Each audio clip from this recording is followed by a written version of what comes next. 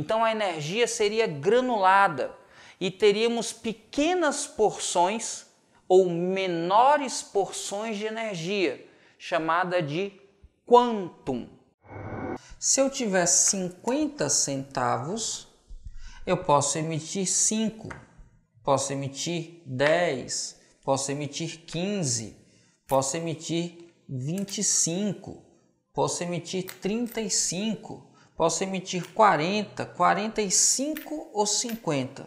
Mas eu sempre vou emitir uma quantidade que é múltipla do valor mínimo. A proposta de Planck era tão inusitada para os conhecimentos físicos da época que ele próprio não acreditou inicialmente que essa seria a melhor solução.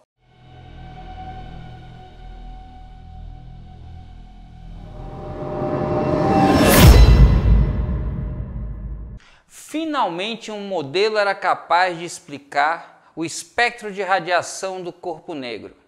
Planck propôs que a radiação ela era composta por fragmentos, por pequenas porções, pelos quanta.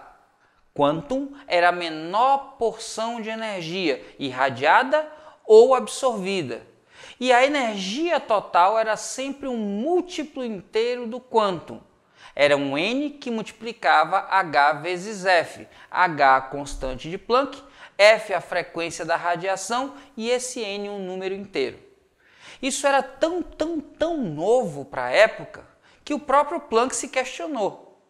Ele precisou de um tempo para poder aceitar que a ideia da quântica, da quantização da energia, era algo da natureza, era algo fundamental.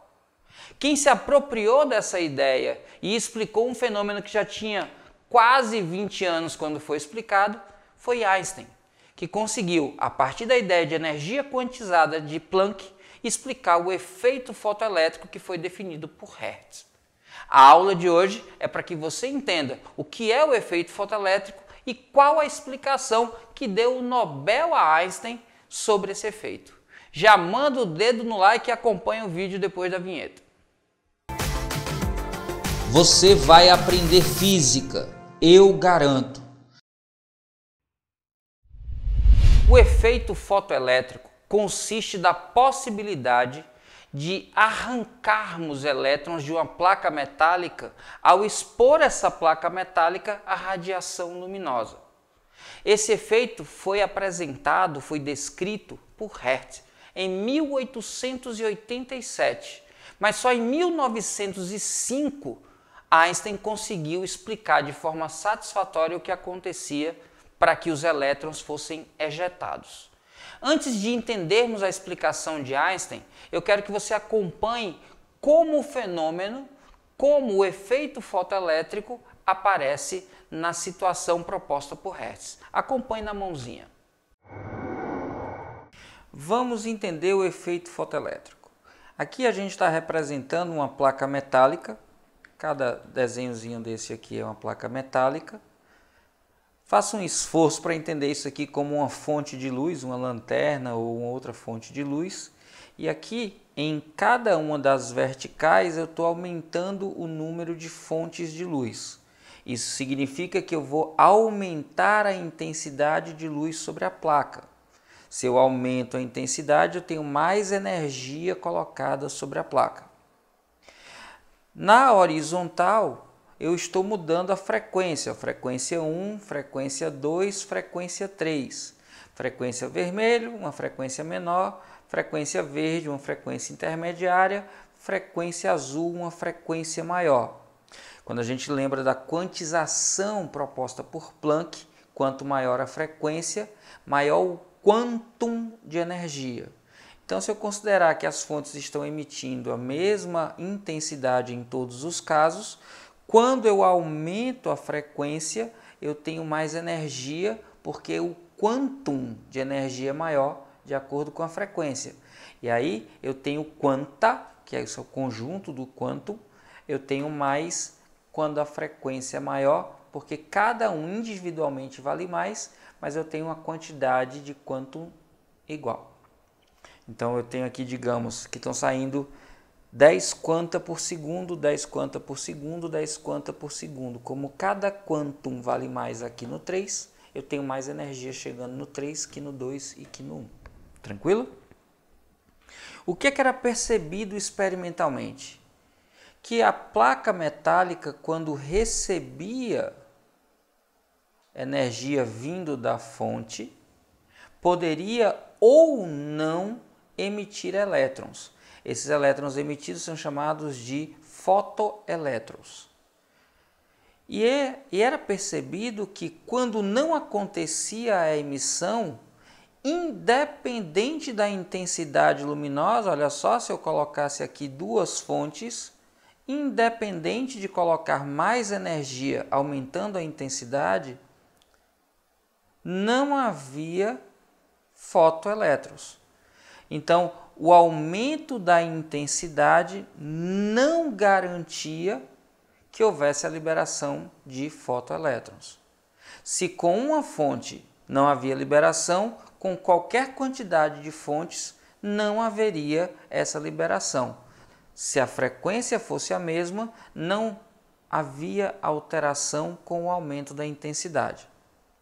Contudo, se eu mudasse a frequência, existia uma frequência mínima a partir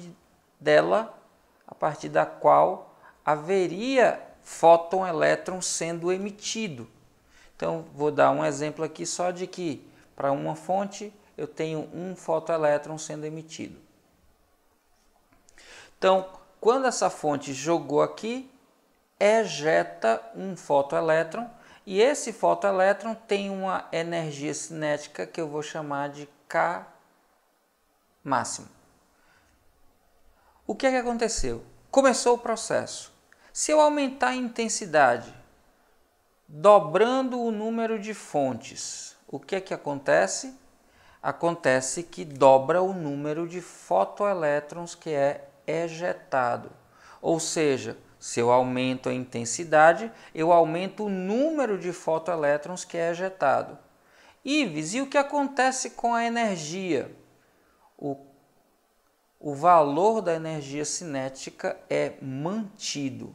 Quando eu aumento a intensidade luminosa, eu aumento o número de elétrons ejetados, mas eu não mudo a intensidade da energia cinética desses fotoelétrons. Aqui, se eu triplico, o que vai acontecer é que eu vou triplicar o número de elétrons ejetados. Mais intensidade, mais elétrons que são ejetados. Só que a energia de cada um desses elétrons continua sendo no máximo a mesma coisa. Ives, e se eu aumento ainda mais a frequência, o que acontece? O que acontece é que quando eu aumento a frequência mantendo a mesma intensidade, eu libero o mesmo número de elétrons. Só que agora vai haver uma mudança na intensidade da energia cinética máxima desse elétron. Quanto maior a frequência, maior era a energia cinética do elétron. Se a intensidade fosse a mesma, o número de elétrons ejetados não mudava, mas com a mudança da frequência havia uma mudança na energia cinética máxima. Ives, e se com essa frequência maior eu colocasse mais intensidade, o que aconteceria? O comportamento seria semelhante ao que a gente viu aqui no meio. Aumentando a intensidade, eu aumento o número de elétrons que são ejetados. Eu aumento o número de fotoelétrons, mas eu não altero a intensidade da energia cinética máxima. Então, bora entender o que está acontecendo. Primeiro, não é toda a frequência luminosa que garante a ejeção de elétrons. É preciso uma energia associada a uma frequência mínima. Se eu não tenho essa frequência mínima, não depende da intensidade. Não há liberação de fotoelétrons.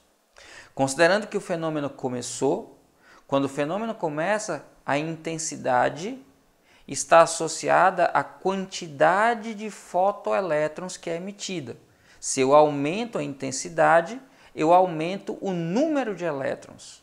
Agora, quando eu mudo a frequência, eu mudo a energia cinética desse fotoelétron. E aí a associação é: quanto maior a frequência, maior é a energia que esse fotoelétron possui. Quando a gente compara, por exemplo, a frequência verde com a frequência azul, já que a frequência azul é maior, a energia cinética máxima do fotoelétron liberado pela luz azul é maior do que a liberada pelo verde. Intensidade está relacionado ao número de elétrons ejetados, frequência com a energia que cada um desses elétrons possui. Lembrando, energia cinética e outra coisa, existe uma frequência mínima para o início do efeito fotoelétrico. Anote isso aí. Com o que foi descrito, a gente consegue perceber uma coisa que é no mínimo curiosa. Quando a gente aumenta a intensidade luminosa sobre a placa metálica, se ainda não foi arrancado nenhum elétron dela, o aumento da energia, já que eu estou dando mais intensidade luminosa, eu tenho mais energia, o aumento de energia não é capaz de fazer com que o primeiro elétron seja arrancado. E outra coisa que é interessante é que quando já existem elétrons sendo arrancados, o aumento da intensidade luminosa não dota esses elétrons de mais energia, mas sim permite que um número maior de elétrons seja arrancado. Perceba, quando eu aumento a intensidade luminosa, se não há elétrons ejetados, elétrons continuam sem ser ejetados. Se há elétrons sendo ejetados, um número maior de elétrons é ejetado com o aumento da intensidade. Uma outra coisa que a gente também percebe é que quando a gente muda a cor, e aí mudar a cor é mudar a frequência. Quando a gente aumenta a frequência da luz incidindo sobre a placa, mudando a cor da luz incidindo sobre a placa, a gente não muda a quantidade de elétrons ejetados, mesmo aumentando a energia, porque quando eu aumento a frequência, eu aumento a energia.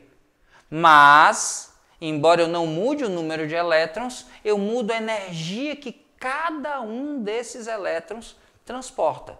Então, veja só esquematizado aqui como é que funciona.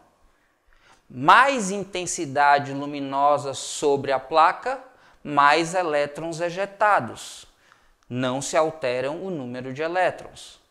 Maior a frequência da luz sobre a placa, mais energia cinética adquirem os elétrons ejetados. Não se alteram os números dos elétrons que são ejetados. A partir de constatação do que acontece com a mudança da intensidade e o que acontece com a ideia da mudança da frequência, e baseado no conceito de quantização da energia, Einstein foi capaz de propor uma solução para o que se apresentava no fenômeno. E é exatamente isso que você vai acompanhar na mãozinha a seguir. Lembrando do efeito fotoelétrico, Einstein observou algumas coisas.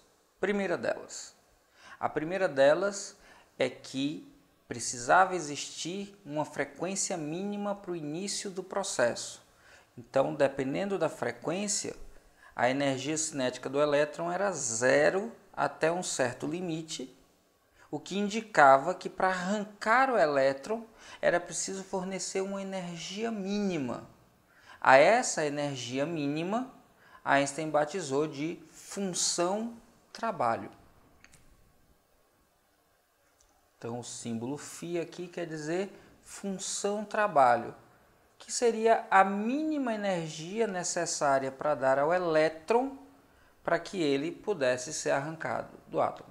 É como se o elétron estivesse no fundo do poço e a gente considerasse o nível do solo igual a zero, e aí a energia do elétron seria negativa, correspondente à energia potencial gravitacional em referência ao solo.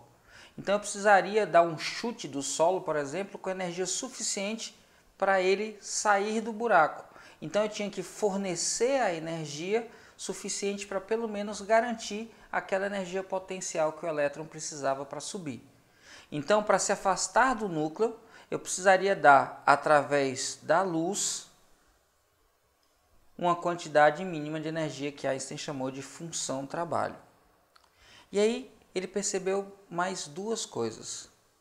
A intensidade só estava relacionada ao número de elétrons ejetados. Já a frequência estava relacionada à energia cinética de cada elétron. E qual foi a grande sacada de Einstein? Einstein percebeu então que para explicar o que acontecia, ele precisava imaginar que a luz que chegava no metal chegava granulada. Existia como se fossem grãos de luz, que depois foram batizados de fótons. Então a energia luminosa viria granulada, viria em porções, viria em partes, viria quantizada. A ideia de Planck, então, estava sendo aplicada ao efeito fotoelétrico. A luz viria em porções chamadas de quantum, e que cada uma dessas porções tinha uma energia igual a H vezes F. Então, de novo, a luz viria em porções, cada porção chamada de fóton, e cada fóton teria uma energia H vezes F, onde F era a frequência. Quanto maior a frequência, maior a energia. E aí a outra grande sacada de Einstein é que cada elétron absorve por vez um e somente um fóton. E aí, se o fóton tem energia suficiente, o elétron é arrancado.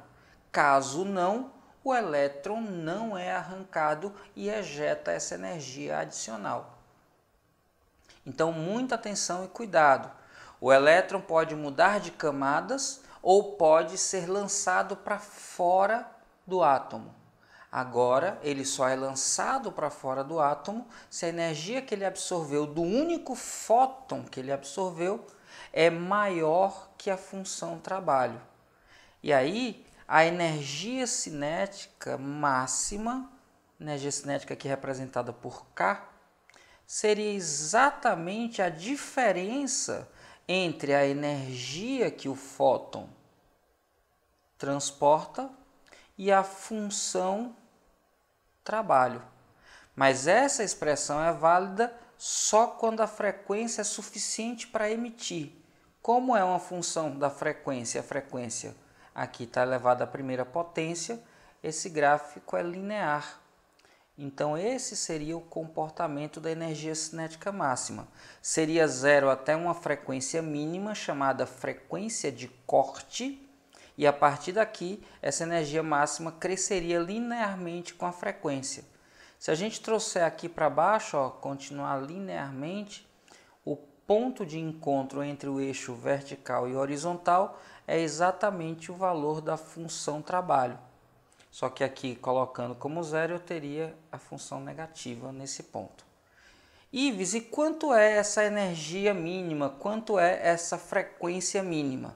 Ora, é só adotar esse valor como zero, e aí eu posso mudar a função trabalho, ela fica aqui positiva, e a frequência mínima, chamada de frequência de corte, a frequência mínima ou frequência de corte seria igual ao valor da função trabalho dividido pelo valor da constante de Planck.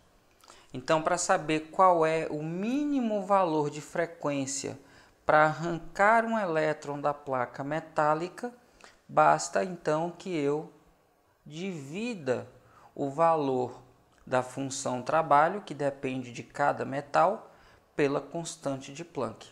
Então, o que Einstein propôs? Que a luz viria granulada, viria quantizada, as porções teriam energia, teriam quantum de energia H vezes F, e que cada elétron absorve um quantum de energia por vez, ou seja, cada elétron absorve apenas um fóton. Se a energia for suficiente para ele ser arrancado, a energia cinética máxima que o fóton adquire, que o elétron adquire, é a diferença entre a energia do fóton e a função trabalho do metal. Graficamente representa-se dessa forma, e o ponto aqui onde o gráfico tem essa mudança é chamado de frequência de corte, que é a razão entre a função trabalho e a constante de Planck. A genialidade da simplicidade é como eu poderia chamar a explicação de Einstein para o efeito fotoelétrico. Essa ideia de que a energia vem compartimentada, vem granulada, vem em partículas de quantidade mínima de energia, vem em quanta.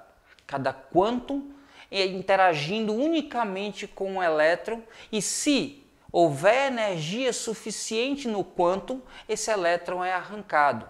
E que a diferença entre a energia de ligação ou função trabalho e a energia do fóton é exatamente o máximo de energia cinética que esse elétron pode ter. Incrível como isso é simples e como isso é bonito de perceber. Mas uma coisa que você poderia perguntar, ok, comecei a entender aplicações da física quântica, mas será que essa ideia de quantização para a energia cabe exclusivamente para o fóton e só para explicar os fóton-elétrons do efeito fotoelétrico? Não. Uma outra coisa que você pode de cara relacionar com quantização é o que acontece nos elétrons que saltam entre as órbitas de um átomo. E aí é muito importante o trabalho de Bohr para explicar a quantização dos níveis ou de onde os elétrons estão ao redor do átomo.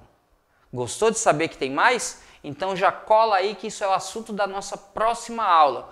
Vem com a gente, já manda o dedo no like, deixa qualquer dúvida no comentário e compartilha para geral essa aula sobre efeito fotoelétrico que eu sei que seus amigos que estão estudando vão gostar. Vamos juntos! Lembre que você pode!